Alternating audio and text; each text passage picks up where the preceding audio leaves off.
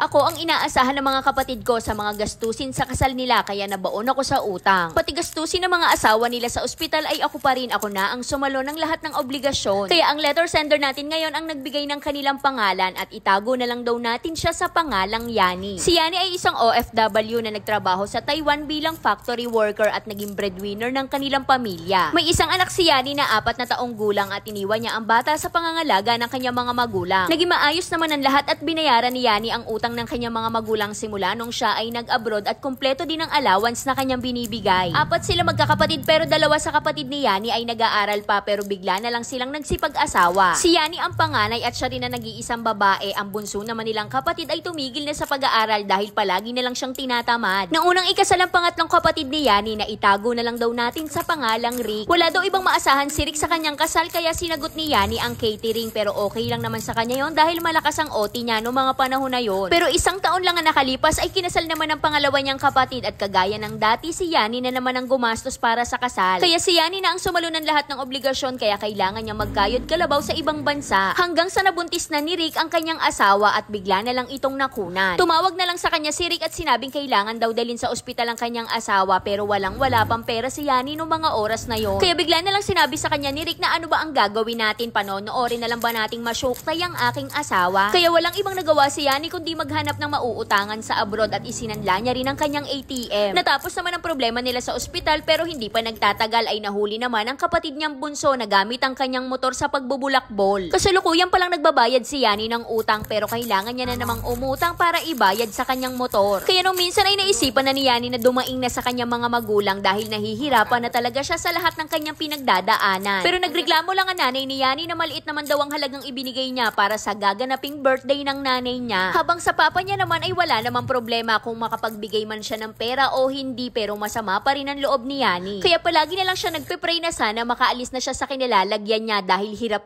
na talaga si Yani. Hanggang sa isang araw na may isang lalaki na nag-add kay Yani sa Facebook na itago na lang daw natin sa pangalang Pretzel. Tinanong siya ni Pretzel kung pwede daw ba siyang ligawan pero ang sagot ni Yani ay wag ka naman ligaw, tayo na lang agad. Wala siyang inilihim na kahit ano kay Pretzel dahil mabait siya at single at walang sabi. Pero ngayon na nabuntis siya ni Pretzel ay bigla na lang siyang itinakwil ng nanay niya, sinabing kunin niya na daw ang panganay niyang anak. Kaya naawa naman kay Yani ang tiyuhin ni Pretzel at sinabing doon na lang muna siya tumuloy sa bahay nila. Tiyuhin na ni Pretzel ang sumundo sa kanya sa airport at sinamahan din siya para kunin ang panganay niyang anak. Pero pagkalipas lang ng 2 linggo ay bigla na lang siyang sinundo ng kanyang nanay dahil nagagalit daw ang kanyang tatay at palalayasin daw ang nanay niya kapag hindi nakauwi ng bahay si Yani. Kaya nagkapatawaran naman sila pero hindi talaga matanggap ng nanay niya na nabuntis lang daw siya ng kung sino-sino lang. Marami din silang pinagdaanan ni Pretzel dahil hindi din siya matanggap ng kanyang in-laws dahil siya ay isang single mom. Kaya laking pasasalamat ni Yani dahil napaka-responsable ni Pretzel at palaging silang mag-iina ang pinipili. Pagkatapos mga anak ni Yani ay bumalik agad siya ng Taiwan habang si Pretzel naman ay nag-apply ng trabaho dito sa Pinas. Pero dahil nanibago si Pretzel sa sinasahod niya dito sa Pinas ay nag-decide siya na mag-apply papunta ng Korea. Pero kailangan niya muna mag-aral ng Korean language kaya sinuportahan naman siyang pinansyal ni Yani. Hanggang sa tuluyan na makaalis si Pretzel papunta ng Korea nitong nakaraang taon lang. Kaya hindi buong akala ni Yani na pauuwiin pala siya ni Pretzel sa Pilipinas para siya na ang mag-alaga sa mga bata. Kaya ang letter sender na natin ngayon ang magbibigay ng message sa mga kapwa niya OFW. Kung hindi ko siguro nakilala si Pretzel ay baka hanggang ngayon ay nakalubog pa rin ako sa utang nang dahil sa pamilya ko sa Pilipinas. Kaya nakikiusap ako sa mga kapwa ko OFW na wag puro bigay sa lahat ng luho ng mga kamag-anak. Kaya palaging unahin ang sarili lalo na kung may anak na at gusto ko lang magpasalamat kay Pretzel dahil palagi siyang naninindigan para sa aming mag-iina.